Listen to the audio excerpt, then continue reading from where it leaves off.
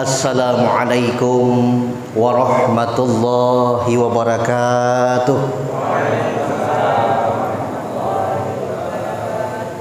Alhamdulillahi rabbil alamin, allazi anzala sakinata fi qulubil mu'minin liyazdadu imanan ma'a imanihim. Ashhadu an la ilaha illallah wahdahu la syarika lah, wa ashhadu anna Muhammadan abduhu wa rasuluhu la nabiyya ba'dah. Allahumma salli ala sayyidina Muhammadin wa ala alihi wa ashabihi ajma'in, amma ba'du. Faqala Allah Ta'ala fi kitabihil karim, bismillahirrahmanirrahim, rabbi shrah li sadri wa yassir li amri wahlul 'uqdatam min lisani yafqahu qawli. Shadaqallahu azim. Yang kami muliakan orang tua kami, alim ulama cerdik pandai, yang kami hormati Bapak Ketua Pengurus Masjid beserta seluruh jamaah yang hadir, yang kami hormati rekan-rekan, kawan-kawan dari Pemuda Hijrah Selingga yang alhamdulillah menaja acara ini bekerja sama dengan pengurus Masjid Al-Muhtadin. Marilah kita bersyukur kehadirat Allah Subhanahu wa taala dengan syukur yang tak terhingga atas nikmat yang telah Allah berikan kepada kita semua. Alhamdulillah, nikmat iman, nikmat Islam, nikmat yang terbesar dalam hidup kita. Dan nikmat terbesar setelah iman dan Islam itu adalah nikmat sehat dan sempat. Kalaulah tidak ada kesehatan dan kesempatan, mungkin tak dapatlah kita bersua di rumah Allah ini. Selawat dan salam tak lupa kita hadiahkan kepada junjungan alam Nabi besar Muhammad sallallahu alaihi wasallam. Kembali mari kita ucapkan Allahumma salli ala sayyidina Muhammad wa ala ali sayyidina Muhammad.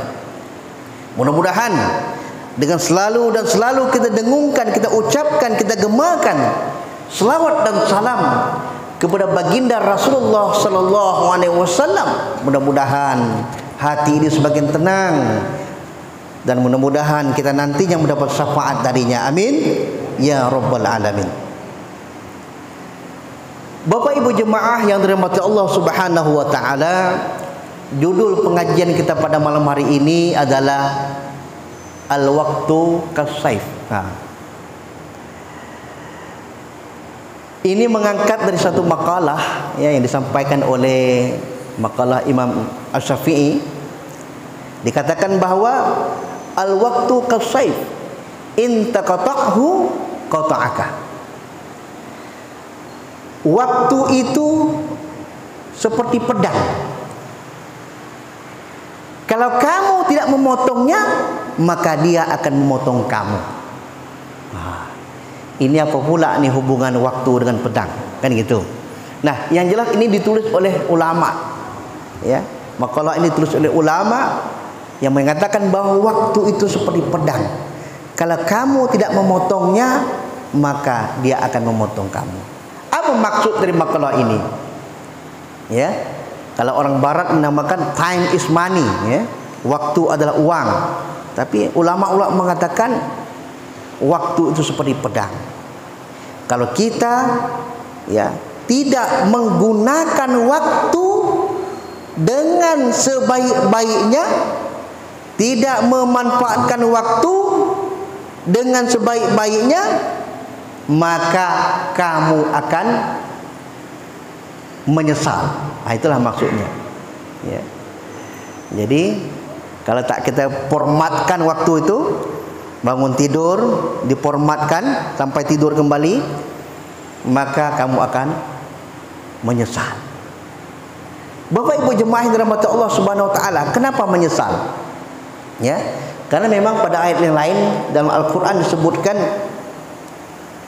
dalam Al-Qur'an surah Al-Hasr ayat 18 Allah berfirman, ya ayyuhalladzina amanu taqullaha wal tanzur nafsum ma qaddamat lighad. wattaqullaha innallaha khabirum bima ta'malun. Wahai orang-orang yang beriman, hendaklah setiap diri memperhatikan apa yang telah ia persiapkan untuk bekal kamu akhirat. Bertakwalah kepada Allah Subhanahu wa taala. Sesungguhnya Allah Subhanahu wa taala itu mengetahui apa-apa yang kamu kerjakan. Ayat yang ketiga, nah, kita perhatikan firman Allah Subhanahu wa taala dalam Al-Qur'an surah Al-Hasr. Ya. Bismillahirrahmanirrahim. Wal 'ashr. Innal insana lafi khusr. Illa alladzina amanu wa 'amilus solihati wa tawashaw bil haqq wa tawashaw bis sabr. Nah, Bapak Ibu jemaah yang dirahmati Allah Subhanahu wa taala, ini ayat, dua ayat ini ya, membicarakan tentang waktu.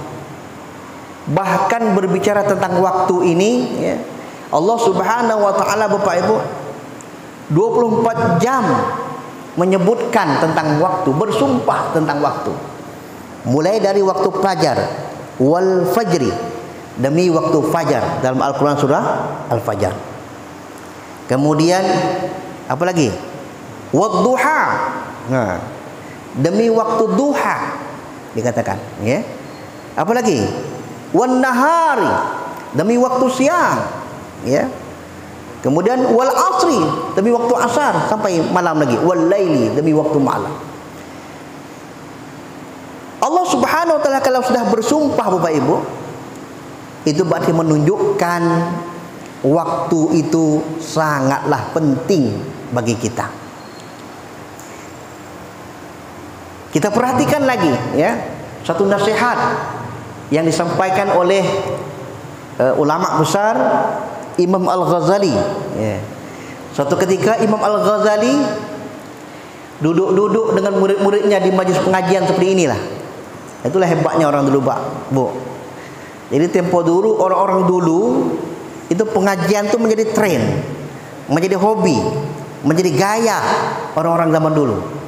Nah, inilah barangkali yang coba dibangkitkan oleh teman-teman kita ini dari pemuda hijrah Selingga ini. Bagaimana menghidupkan pengajian ini menjadi tren. Bukan hanya tren bagi orang tua, tapi juga tren bagi anak muda. Ya kan? Nah, kenapa? Ya, karena memang pengajian itu sangat penting. Pemuda hijrah Selingga ini ya, terima kasih kita ucapkan kepada pemuda hijrah Selingga ini yang sudah menggagas daripada acara ini. Nah, Imam Al-Ghazali duduk-duduk dengan murid-muridnya, lalu lalu Imam Al-Ghazali bertanya kepada murid-muridnya, "Wahai murid-muridku, apa yang paling dekat di dunia ini?" Maka murid-muridnya menjawab, "Teman." Ada yang mengatakan ayah, ibu, keluarga. Kata Imam Al-Ghazali, jawaban tersebut benar. Namun yang paling benar, yang paling dekat menurut Imam Al-Ghazali adalah kematian. Mati, Bapak Ibu. Ya.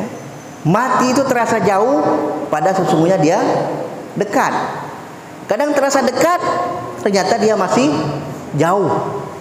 Kenapa Bapak Ibu? Karena mati itu adalah rahasia Allah Subhanahu wa taala. Di tangan Allah lah kematian itu ditetapkan. Lalu Imam Al-Ghazali bertanya lagi kepada murid-muridnya, lawan daripada dekat berarti jauh. Apa yang paling jauh Bapak Ibu? Apa yang paling jauh di dunia ini? Kata Imam Al-Ghazali kepada murid-muridnya. Maka kata murid-muridnya, yang paling jauh itu adalah matahari. Ada yang mengatakan bintang, ya, ada yang mengatakan bulan yang paling jauh di angkasa sana. Kata Imam Al-Ghazali, jawaban tersebut benar. Tetapi yang saya maksudkan di sini yang paling jauh itu adalah masa lalu. Masa lalu Bapak, Bu. Kenapa masa lalu yang paling jauh? Karena tidak seorang pun dapat kembali kepada masa lalu. Sekarang jam 6 lewat 37 menit. Tidak ada seorang pun dapat kembali kepada jam 6 lewat 35 menit. Tak akan bisa kembali lagi. Hari ini adalah hari Ahad. Ya. Maka 7 hari ke depan akan berjumpa dengan hari Ahad lagi. Tetapi Ahad 7 minggu, 7 hari ke depan, itu bukanlah Ahad yang sama pada Ahad hari yang ini. Pun begitu dengan Ahad yang telah lewat. Tidak seorang pun tahu lagi, ya. Tak bisa kembali kepada Ahad yang telah berlalu. Nah, oleh karena itu dikatakan Imam Al-Ghazali, yang paling jauh di dunia ini adalah masa lalu. Kenapa? Karena tidak seorang pun dapat kembali kepada masa lalu. Dua hal ini Bapak Ibu, mati dan masa lalu. Dari dua hal ini, masalah mati dan masa lalu, dapat kita ambil kesimpulannya adalah ini berbicara tentang waktu. Waktu, masa lalu, mati, berarti bicara tentang waktu. Begitulah penting waktu. Oleh karena itu, kita harus mampu mengatur waktu, ya. Kalau tidak, kita akan terhanyut oleh waktu. Bapak Ibu jemaah yang dirahmati Allah Subhanahu wa taala, lantas, ya, apa yang harus kita isi, apa yang harus kita manajemen, apa yang kita atur dalam nikmat waktu yang telah Allah berikan kepada kita. Nah, ini yang tergambar dalam Al-Quran surah Al-Hasr tadi. Wal asr, demi waktu, innal insana lafi khusr, sesungguhnya manusia itu dalam keadaan rugi. Nah, menurut ulama, ya, rugi di sini bukan hanya sekedar rugi di dunia, Bapak Ibu.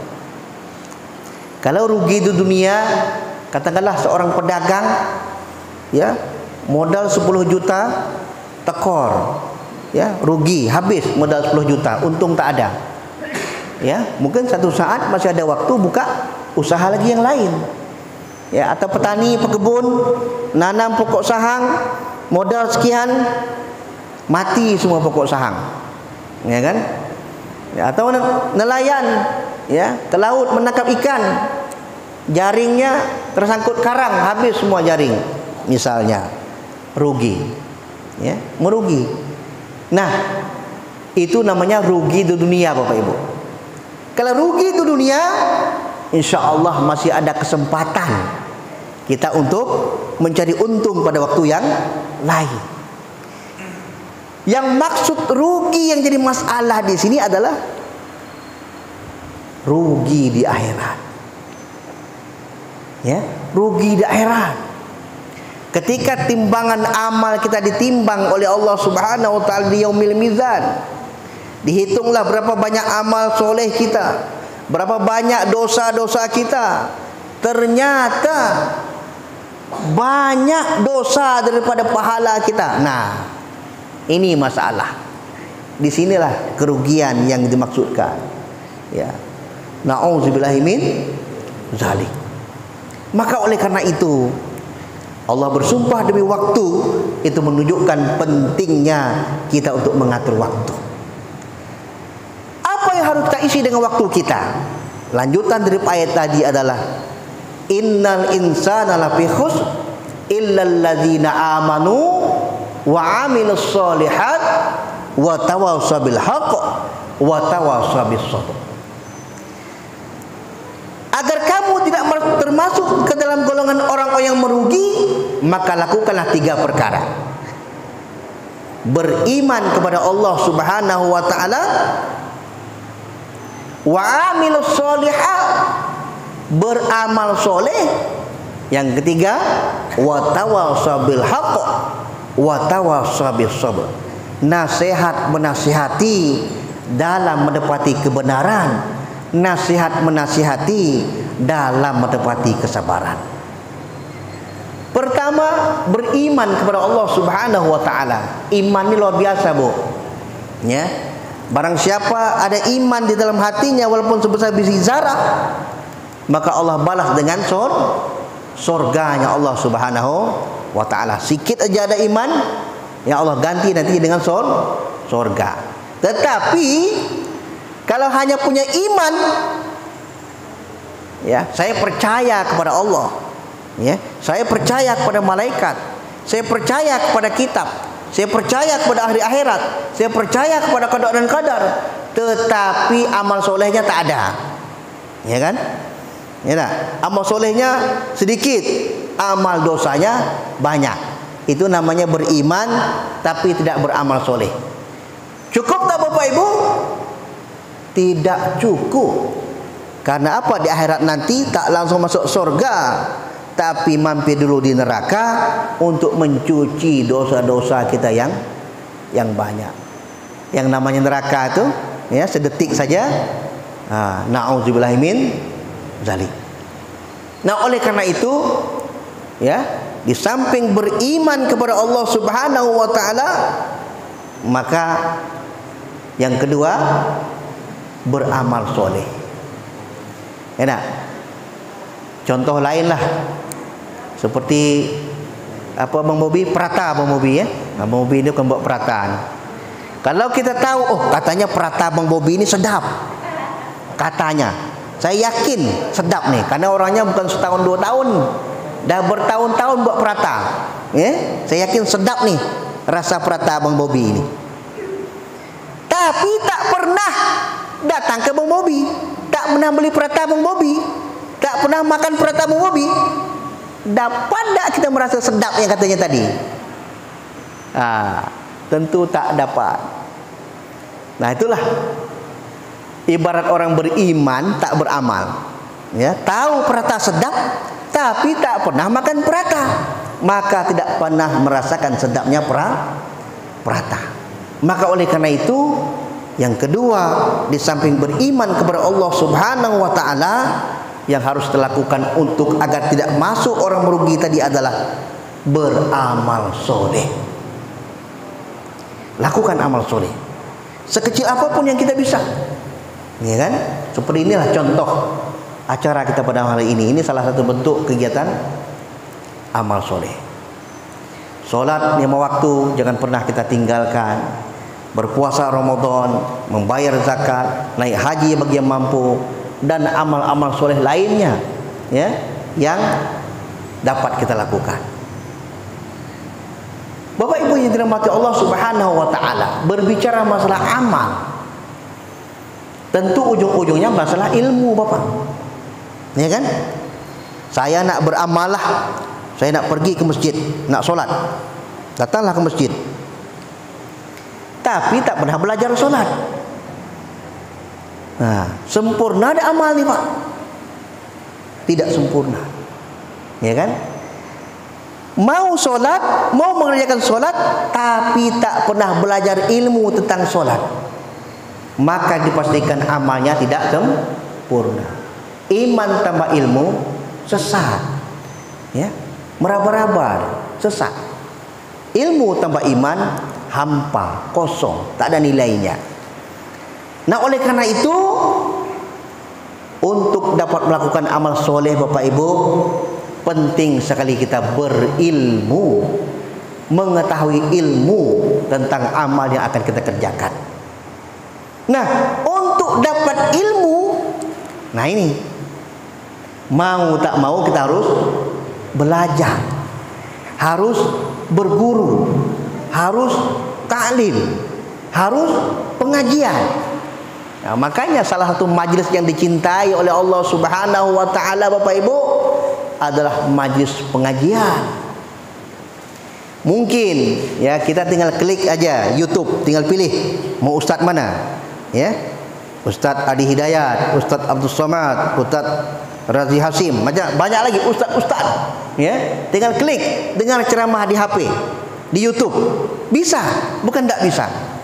Tetapi tentu barokahnya, Pak, berkahnya tidak sama dengan kegiatan kita malam ini. Duduk langsung di rumah Allah, tempat yang terbaik di muka bumi ini, langsung tatap muka dengar pengajian, ilmu yang disampaikan insya Allah yang baik-baik, bukan yang tidak baik. Nah, insya Allah, ya, ini kita dapatkan berkah-berkah lah yang kita harapkan dari Allah Subhanahu wa taala. Jadi bukan semata-mata perkara ilmunya, tetapi ilmu yang berkah, ilmu yang diberkahi oleh Allah Subhanahu wa taala. Penting kita mendengar pengajian di medsos, di YouTube dan lain sebagainya, penting, bagus. Namun pengajian tatap muka langsung seperti ini jangan pernah kita tinggalkan, Bapak. Bila perlu, Pak Ketua, Pak Imam, dalam seminggu itu kita jadwalkan memang. Malam Senin apa kegiatan, malam Selasa apa pula kegiatan, ya, malam Rabu apa kegiatan, atau minimal sekali dalam seminggu mesti kita buat pengajian di masjid ini. Untuk apa? Berkah. Datangkan berkah dari Allah Subhanahu wa taala. Oleh karena itu, nak tua, nak muda, nak kecil, nak besar, rajin dan rajinlah kita senantiasa menuntut ilmu, karena dengan ilmu tadilah akan sempurna amal soleh kita. Dengan amal soleh yang sempurna, insyaallah, ya, mudah-mudahan kita dapat betul-betul menjadi orang-orang yang beruntung nantinya. Yang ketiga, wa tawassaw bil haqq wa tawassaw bis sabr. Saling nasihat menasihati dalam menepati kebenaran, nasihat menasihati dalam menepati kesabaran. Bahasa sederhananya berdakwah, Bapak Ibu. Siapapun kita, wajib bagi kita untuk berdakwah. Jadi bukan hanya Pak Ustadz, ya, bukan hanya Pak Imam, Pak Haji, siapapun kita hukumnya wajib untuk berdakwah, agar kita tidak termasuk ke dalam golongan orang yang merugi tadi. Minimal dakwah kepada keluarga kita, suami kepada istri, istri kepada suami, suami istri kepada anak, kepada abang, adik, tetangga, ya. Tak dapat dicakap langsung, ya, pakai lewat kajian WA misalnya, Instagram dan lain sebagainya, atau melalui akhlak-akhlak kita yang soleh, ya, kita sampaikan kepada saudara-saudara kita. Kenapa? Karena ini adalah kewajiban kita agar kita tidak masuk ke dalam golongan orang-orang yang rugi tadi. Dakwah, ya, dakwah itu adalah sangat penting bagi kita. Bahkan sampainya ajaran Islam ke kita ini adalah asbab dakwah. Andai saja sahabat-sahabat Nabi Muhammad SAW duduk-duduk manis saja dia di Mekah, di Madinah, dengan amal-amalnya yang luar biasa, tahajud, tilawah beberapa kali dalam sebulan dan lain sebagainya, tak pernah dia berdakwah ke Indonesia ini misalnya, maka tak mungkin Islam itu sampai kepada kita. Tapi asbab dakwah tadilah, maka alhamdulillah Islam itu sampai kepada seluruh muka bumi ini. Nah, satu contoh yang telah dicontohkan oleh PHS ini, menurut saya Bapak Ibu, pemuda Hijrah Singkep ini adalah salah satu contoh dalam rangka mengamalkan dakwah inilah. Maka oleh karena itu, mari kita beri dukungan dengan dukungan yang terbaik kepada adik-adik kita ini yang tergabung dalam PHS ini, Pemuda Hijrah Selingga. InsyaAllah, ya, dengan kita berikram mendukung kegiatan dakwah ini, InsyaAllah dakwah itu akan kembali pada diri kita. Ya Pak, jadi dakwah itu seperti orang melempar bola ke dinding. Kalau ada bola kasti kita lempar ke dinding, itu mantul lagi dia, ya, balik ke kita juga. Macam saya lah contoh ni, berceramah ni, ya, bukan hanya mengingatkan Bapak Ibu Saudara semuanya, wabil khusus mengingatkan diri saya sendiri. Dakwah itu memperbaiki diri sendiri secara tidak langsung. Nah, oleh karena itu, ya, agar kita tidak termasuk ke dalam golongan orang-orang yang merugi ini, kegiatan dakwah ini marilah untuk terus kita galakkan. Bapak Ibu jemaah yang dirahmati Allah Subhanahu wa taala, kembali kepada makalah tadi, al-waktu kasai. Waktu itu seperti pedang, ya. Maka oleh karena itu, sebelum dia nantinya memotong kita, dalam arti kata kita menyesal di akhir hayat kita nanti, menyesal di akhirat nanti, maka segeralah kita untuk memformatkan waktu kita ini untuk kita isi dengan kegiatan-kegiatan yang baik, kegiatan-kegiatan yang positif, ya kan? Nah, Kita hormatkan mulai dari kita bangun tidur sampai kita tidur kembali. Kita galakkan untuk tilawah Al-Quran, kita galakkan untuk solat berjamaah, ya kan? Nah, bahkan salah satu ukuran, ya, ukuran kita kesuksesan kita dalam mengatur waktu itu adalah bagaimana kita suksesnya mengelola solat 5 waktu berjamaah. Nah, jadi salah satu ukuran indikator berhasilnya seseorang dalam mendisiplinkan dirinya dalam mengelola waktunya adalah berhasilnya dia menjaga solat 5 waktu. Nah, ini tidak mudah Bapak Ibu. Tidak mudah. Ya, apalagi solat subuh dan solat asar. Ya enggak? Solat asar ketika kita sedang sibuk-sibuknya kerja. Nah, itu nak solat itu bukan main berat tantangannya. Ya kan? Begitu juga dengan solat subuh. Ketika kita sedang asik-asiknya tidur, jam sedap-sedapnya tidur, ya, kita diminta untuk solat subuh berjamaah. Nah, ini bukanlah waktu yang mudah, ya kan? Makanya kata Nabi Muhammad SAW, "Man shalla bardaini dakhalal jannah." Barang siapa yang solat di waktu bardaini, 2 waktu bardain, waktu yang sejuk-sejuk, solat bardain, maka dia akan masuk surga. Apa itu solat bardain? Solat asar dan solat subuh. Nah, itu. Nah, oleh karena itu penting sekali kita memformat diri kita untuk istiqomah menjaga solat. Ini tidak mudah Bapak Ibu. Tidak mudah, ya. Kenapa? Pertama, niat. Ya, harus ada niat. Inna amalu binniat. Ya, segala suatu amalan itu bergantung kepada niat. Niat nak solat subuh berjemaah, niat nak solat 5 waktu berjemaah, satu. Yang kedua, jangan lupa di samping berniat, berdoa kepada Allah Subhanahu wa taala. Ya, satu contoh, nak solat subuh berjemaah, ya, sebelum tidur itu jangan lupa berdoa kepada Allah Subhanahu wa taala. Ya Allah, bangunkanlah saya di waktu subuh, ya, karena saya nak solat subuh. Kenapa pentingnya berdoa Bapak? Ya, karena solat ini Pak, rezeki juga Pak, ya, rezeki juga. Ada orang yang diberi rezeki oleh Allah Subhanahu wa taala, ada orang yang tidak diberi rezeki oleh Allah Subhanahu wa taala, tergantung Allah Subhanahu wa taala yang Maha mengatur rezeki. Ya kan? Kadang kita tengok salah satu ulama, ya, kita tengok jam 3 subuh dah ngaji dia di masjid tu, baca Al-Quran, ya kan? Nah, kemudian apalagi solat subuhnya berjemaah, tak pernah tinggal, rutin 5 waktu berjemaah di masjid. Kita salut tengok orang tu, luar biasa bapak tu, tak pernah tinggal solat subuh berjemaah di masjid. Kok bisa? Kenapa saya dah berusaha, dah niat, masih juga kadang-kadang kesiangan. Nah, ini perkara rezeki Bapak Ibu, anugerah dari Allah Subhanahu wa taala. Maka oleh karena itu jangan lupa mintalah kepada Allah Subhanahu wa taala. Ya kan?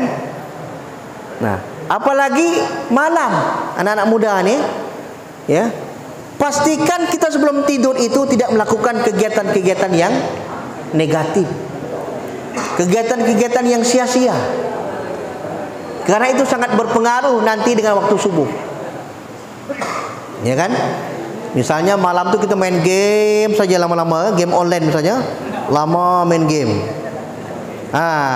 Nanti subuhnya itu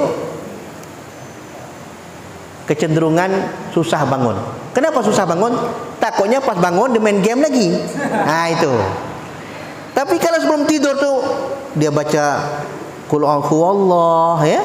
Dia baca Qul a'udzu falaq, dia baca Qul a'udzu binnas. Kemudian belum ngantuk lagi, dia baca subhanallah walhamdulillah wallahu akbar, subhanallah walhamdulillah wala ilaha illallah akbar, subhanallah walhamdulillah, sampai akhirnya dia tertidur. Insyaallah, ya. Mudah-mudahan dia akan dibangunkan oleh Allah Subhanahu wa taala sebelum waktu subuh sehingga dapat menunaikan solat subuh berjemaah. Bapak Ibu jemaah yang dirahmati Allah Subhanahu wa taala,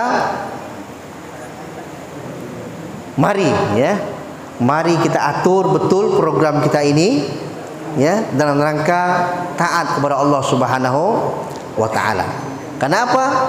Karena itu tadi, sesungguhnya kita tidak mau nantinya kita kembali kepada Allah Subhanahu wa taala sebagai orang-orang yang merugi. Bapak Ibu jemaah yang dirahmati Allah Subhanahu wa taala, sebelum penutup ya ada satu cerita, ya, ada satu kisah yang barangkali kisah ini sudah populer ya.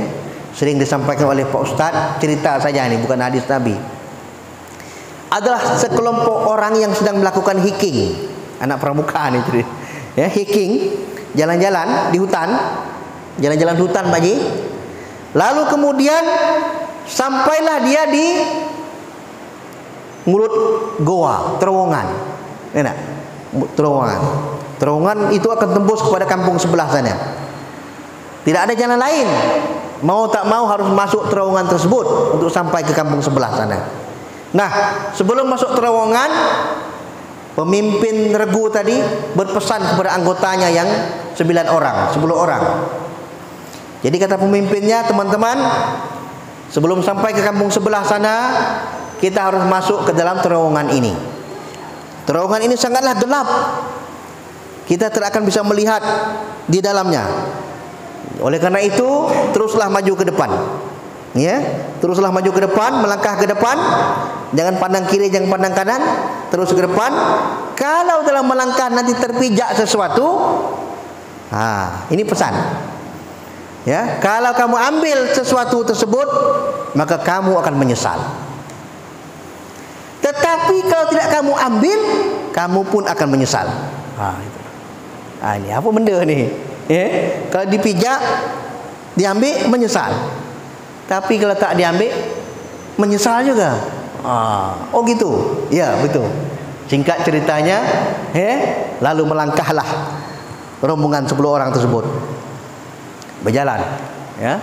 Dalam perjalanan tersebut, si A ni tadi terpijaklah sesuatu. Ada sesuatu. Diambil tak ni? Tak usah diambil lah. Kalau diambil menyesal pula ni. Tak diambil dia. Tak diambil dia. Terus. Nah, singkat cerita, yang paling belakang nengok tak ada satu pun mengambil. Dia coba-coba, satu pun tak ada yang ambil nampak. Biarlah saya ambil. Kan gitu. Nah, yang paling belakang ni akhirnya terpijak sesuatu, lalu diambil dia. Tak nampak. Apa benda ni? Gelap. Ya, gelap. Tak nampak. Nah, lalu akhirnya berjalan, lewatlah terowongan tersebut. Lalu sampailah ke tempat yang terang. Ya. Lalu kemudian komandan pun berkata kepada anggotanya, tadi adalah yang terpijak sesuatu. Ada terpijak, ada. Rata-rata mengatakan ada terpijak sesuatu. Apakah ada yang mengambil? Semuanya mengatakan tidak mengambil, kecuali si Fulan yang berada di belakang tadi. Saya mengambilnya. Lalu apa? Dikeluarkan dari sakunya, sekali dilihatnya apa? Ternyata yang ditijak tadi adalah Pak Haji, bongkahan emas Pak Haji. Emas rupanya yang ditijak tadi, emas. Lalu kemudian yang tak mengambil tadi menyesal. Sayang betul loh. Kalau lah tahu emas tadi, baik saya ambil kan?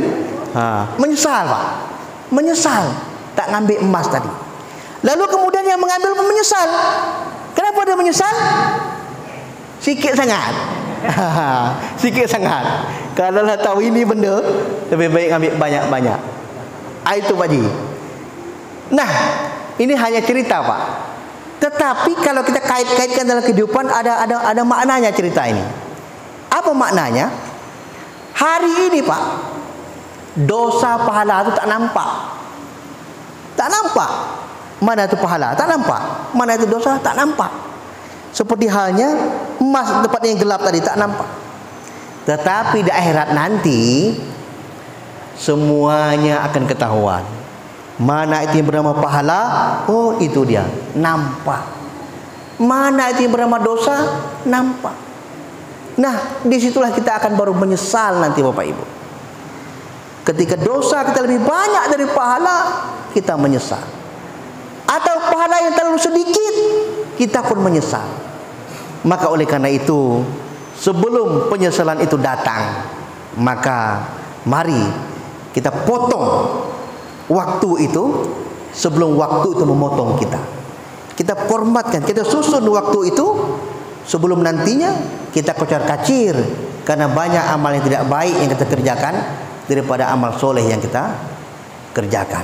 Mudah-mudahan dengan senantiasa mengingat waktu, tadi kita Imam Al-Ghazali, waktu itu sangat penting yang tidak akan pernah kita kembali kepadanya, maka mudah-mudahan kita nantinya dapat menjadi orang-orang yang beruntung. Dalam Al-Quran surah Al-Insyirah dikatakan, faiza faragta fansab. Ketika kita telah selesai melakukan amal soleh yang satu, jangan terlena, terus lakukan amal soleh selanjutnya. Karena kalau kita telah selesai melakukan amal soleh yang satu, kita terlena, kita khawatir bukan amal soleh lagi yang kita kerjakan. Saya kanlah luar biasa amalnya, dah banyak amal saya, pahala saya. Tak khawatir lagi lah, haji sudah, masjid lah saya bangun, banyak pahala saya. Khawatir, hati-hati, ya. Hati-hati, karena kita khawatir, ya. Nanti di akhir hayat ternyata kita menjadi orang-orang yang merugi. Bapak Ibu jemaah yang dirahmati Allah Subhanahu wa taala, inilah barangkali uraian tentang suatu maqalah yang disampaikan oleh Imam Asy-Syafi'i, al-waqtu kas-sayf. Mari kita atur waktu dengan sebaik-baiknya. Apakah itu orang tua, orang muda, aturlah waktu kita dengan sebaik-baiknya. Pastikan amal soleh kita lebih banyak daripada amal salah kita. Cara yang terbaik untuk menambah lipatan-lipatan amal soleh tadi adalah di akhir hayat, di akhir ayat dari surah Al-Asr tadi adalah pentingnya kita untuk mendakwah, berdakwah kepada saudara-saudara kita. Karena satu amal kebaikan kita ajarkan kepada saudara-saudara kita, dan saudara kita tersebut melakukan amal kebaikan tersebut, insya Allah kita pun akan dapat pahala di situ. Dilakukan oleh anaknya, dapat lagi. Dilakukan oleh cucunya, dapat lagi. Dilakukan oleh cicitnya, dapat lagi. Maka oleh karena itu, berdakwah itu adalah salah satu investasi, cara kita untuk menambah lipatan-lipatan pahala kita. Yang mudah-mudahan semakin banyak kebaikan-kebaikan tersebut, jadilah kita orang beruntung di akhir hayat kita nanti. Demikian tausiah yang dapat kami sampaikan. Mudah-mudahan ada manfaatnya bagi kita semua. Mohon maaf ada salah kesilapan. Terima kasih atas segala kesempatan. Yang benar hanyalah Allah Subhanahu wa taala. Datangnya yang salah, yang silap itu adalah kesilapan kami sebagai manusia. Semoga Allah Subhanahu wa taala mengabulkan niat, hajat, amal, pinta kita semua. Terakhir, yang menyampaikan ini insyaallah berusaha menjadi orang yang baik. Saya yakin para pendengar-pendengar ini pun orang-orang yang baik-baik semua. Namun yang paling terbaik di antara penyampai dan pendengar itu adalah yang mengamalkan dan menyampaikan kepada saudara-saudara lainnya. Semoga Allah Subhanahu wa taala memberikan kita taufik dan hidayahnya. Amin ya rabbal alamin. Wabillahi taufik wal hidayah. Wassalamualaikum warahmatullahi wabarakatuh.